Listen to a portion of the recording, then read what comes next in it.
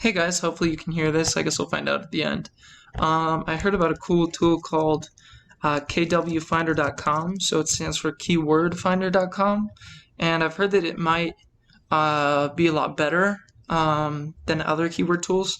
I've used Google Keyword Planner, which in Google Keyword Planner, you can like type in a couple keywords or just one, and you'll see the most popular search terms and how competitive they are in terms of like ads and stuff. So I'm going to see how KW Finder compares to that. I'll maybe do another video on Google Keywords, Keyword Planner if you're not familiar with that, but I'm going to go ahead and try something. So something I was curious is to type in t-shirt and see what kind of people search for. So t-shirts are kind of hard to sell, probably because you only really buy t-shirts when you're looking for them, I feel like. And if people are looking for a t-shirt, it's probably going to be easier to sell them a t-shirt because that's what they're looking for versus like they probably don't need a t-shirt just like right off the bat. Oh, hey, look, it's a t-shirt. Oh, I need a t-shirt. I'm going to buy it. That probably doesn't happen very much anyways. So I'm seeing you can search by domain or you can search by keyword. Not quite sure what search by domain is meaning, but I'm going to try searching by keyword. So I'm going to put t-shirt here, and it looks like you can do a location.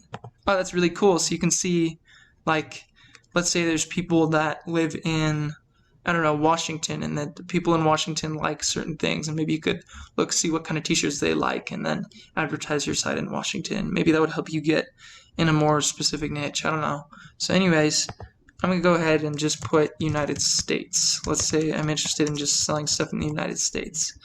Looks like any language. I'm just going to put English because maybe I'm interested in selling t-shirts to people in the United States who speak English, or maybe just t-shirts with English on them. So I'm going to click find keyword here. Oh, that's kind of cool. Get free access with all the features. Oh, okay. So it says a free 10-day trial. And I've been told that you actually get 5 keyword searches a day or something, and I think that's with your non-paid account. So I'm not quite sure what that means, but it says 30 seconds and you're good to go, we promise. All right, so I'm going to create an account here. It looks like it's maybe a third-party site.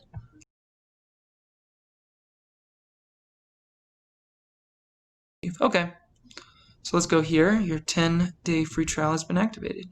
If you upgrade now, you'll get a 10% lifetime discount. Yeah, that's cool. Okay. Looks like there is a bunch of paid stuff, and Google Keywords Planner is free. So if you don't want to pay anything at all, you can use Google Keywords Planner, but there might be some free features that you can use with this.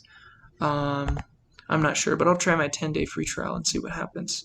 So looks like we're here, and let's start with keyword research.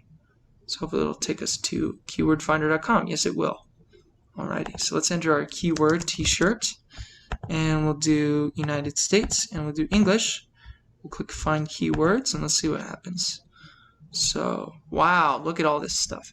So it looks like it has a lot more statistics and numbers than Google Keyword Planner does, which is kind of nice. So it looks like we've got the search volume here. I'm assuming that's monthly search volume. Yep, average monthly search volume last 12 months. Oh, that's really nice. Okay, so it looks like a lot of people look up t-shirts, but then we can look up, like, people look up men's shirts. That's pretty general, so you might not have a really good chance of ranking if you try to sell men's shirts. Obviously, this is just an example, so whatever you're looking at selling, or whatever you're maybe even services or anything, maybe this keyword tool could help you out. So let's look at this. We've got, oh, look at that. There's a timeline over here, and then the keyword difficulty is hard. So I've been told that means that there's a lot of competition for the keyword t-shirt, which makes sense because there's probably people that sell t-shirts. Oh, look at that, gives it to us. 0 to 14 is easy. 15 to 29 is still easy. 30 to 49 is possible. Hard, very hard, don't do it. So it looks like we're probably going to look for easy and still easy. So 29. If we've got keyword SEO difficulty that's under 29, that means probably that you'll get a chance of grabbing some of that market and being able to sell your product or service. So any of you that aren't familiar with SEO, that's just like search engine optimization. So how well the stuff you type into your website or whatever you're selling, your descriptions and things, how well they can match and rank higher on Google or any other search engine when somebody's looking for services like yours. So if somebody types in plumber in Arizona, if you've got keywords related to plumber in Arizona on your site because you are a plumber that works in Arizona, then you're more likely to get found. But if there's a ton of plumbers in Arizona, that keyword might have like a very hard or don't do it difficulty. There's just too many plumbers in Arizona competing for those. So we're going to look out for easy and still easy. And let's click read more about keyword difficulty just so we can see what they say about it. It's keyword competition. The harder it is to rank on the first SERP, which I'm assuming means, the first result in the search engine. So you're going to want to look for things that have less keyword difficulty. So it looks like, look at that, blueberry muffins got 54. It's a little more difficult. I guess there's a lot of people that have already advertised their recipes, or maybe their blueberry muffin mixes or things. So it looks like these are all hard, pretty hard to rank. Some of them are a little easier, like 40, but we're going to be looking for green ones. Oh, look at that. That's pretty cool. So it actually shows you the overview of which things rank where. So if you were to type this in, I think probably on Google, Redbubble would come up first, and then Amazon's the next, and then Wikipedia's the next. Macy's, there's TeePublic. So these are kind of the main people that come up when people are looking for t-shirt. So let's say we want to explore. So let's say I want to sell, I don't know, ocean t-shirts. So ocean themed t-shirts maybe. Let's see if that's pretty clogged in terms of rankings and SEOs. Oh, look at that. We've got our SERP overview. Let's actually, yeah, I think that's what it comes up with first on the search engine, but SERP. Let me just look that up to make sure I'm search engine results page. Yeah, so that would be the listings on the first result. So that's funny because I typed in SERP, and this would be the SERP search engine results page for SERP. So I think that's kind of funny. Anyways, look at that, Frank Ocean merch. It's not hard to rank. So if you wanted to sell Frank Ocean merch, there might be a little bit of open market space for that. Oh, look at that, a 22 Texas t-shirts. So maybe if you wanted to sell Texas t-shirts, you'd have a much easier time of doing that than you would selling, I don't know, something like a 44, like t-shirts online. Oh, I guess that's not even really a thing. Or men's t-shirts. It's pretty general. It's probably really competitive with big firms ranking there. So it looks like the only thing really there is Frank Ocean merch. We've also got Texas t-shirts, which, doesn't really relate to the ocean. So like, I guess you could look into that. So I guess we could probably go by search volume. So I guess funny t-shirts gets a higher search. It's got a 39, so it's a little bit difficult. Last calculated 9 days ago. That's nice that they keep it updated. So let's go ahead and try to search by the keyword SEO difficulty. Looks like you can search by, I'm not sure what that means, but it looks like the 22 is at the beginning. So if we were to type in t-shirts here, let's try that. Let's search by keyword difficulty. Looks like t-shirts is really hard, but if we did something like yoga t-shirts, let's try that. Let's search by, look at that, yoga clothing brands. I don't know if someone would search that when they're trying to find a t-shirt, but it's the 23. So you could try different things. You can try something like gold fidget spinner. I don't know. Let's see what comes up. Let's see if there's anything that's non-competitive in terms of maybe fidget spinners with different colors. Alright, looks like, I don't even know if those relate, but looks like we go to the top 110, meditation rings.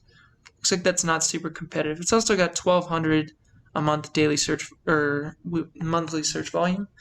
Might not be very much, but it's potentially a market to tap into. And so is, I guess, gold spinner. Not quite sure what that means. If you wanted to sell worry rings, spinner rings, gold solitaire rings. I said fidget spinner. I don't know where it got rings, but so I guess the results aren't always super relevant, but they do give you the ability to filter by a bunch of things. Like pay-per-click competition. So that's how many ads are people running for this? Vision Spinner 3. Oh, barely any ads are being run for this. Not very much competition. Spinning tops for sale. Ooh, tons of competition for that. So you can look at that competition as well. You also got cost per click. So if you want to see, hey, look, meditation rings. Looks like the cost per click is 93 cents. So it's a little more expensive than other things in this category. Oh, look, only 17.